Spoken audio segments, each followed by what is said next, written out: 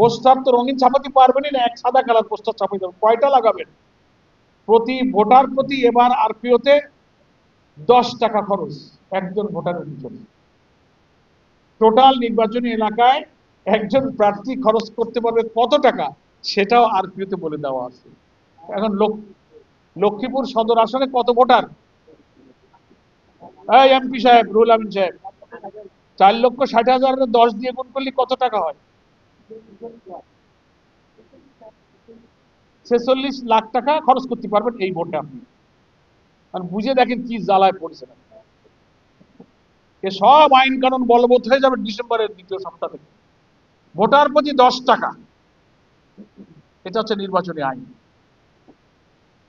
তো সেই সেন্সে বলছি যে যা করবার কাজ কর্ম, দৌড়াদৌড়ি, মিটিং মিছিল, মানুষকে ডাকা, কাছে টানা, আইনের আওতায় পড়ার আগে যে সময় তা আছে মাত্র 1 মাস। 6 মাস, 1 মাস। আপনি 20 রঙের পোস্টার ছাপান, 1 লাখ লোকের মিছিল করেন, কোনো অসুবিধা নেই। শুধু মারামারি, গন্ডগোল, ফাসাদ, বিশৃঙ্খলা না করলেই হতো। ঠিক আছে?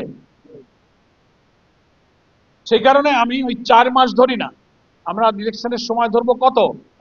1 মাস। এখানে কয়েকটা কাজ, অনেক নেতারা বক্তব্য দেবেন, আমি কয়েকটা পরামর্শ।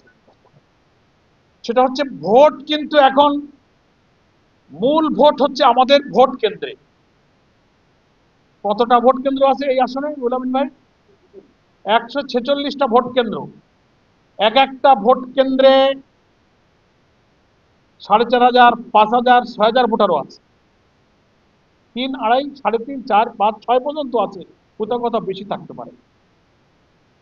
নিশ্চয়ই আপনারা প্রত্যেকটি ভোট কেন্দ্রে কমিটি করেছেন। এই এই যে 5-6 হাজার ভোটারের দায়িত্বে যারা ভোট কেন্দ্রে আছেন, মজবুত ভোট কেন্দ্র কমিটি আছে। এখন আমাদের বাইরের খুব শান শওকত, প্রদর্শনীমূলক কাজকর্ম কিছু যা সম্ভব করলেন, কিন্তু মূল আমাদের কানেকশন এবং চেষ্টা, ভোট আনতে হবে, লেগে থাকতে হবে আমাদের এই 6,000, 5,000 ভোটারের সাথে আমাদের কানেকশনটা ভোট কেন্দ্র ভিত্তিক কাজ এবং সংযোগ এখন সিরিয়াসলি বাড়াতে হবে একবার।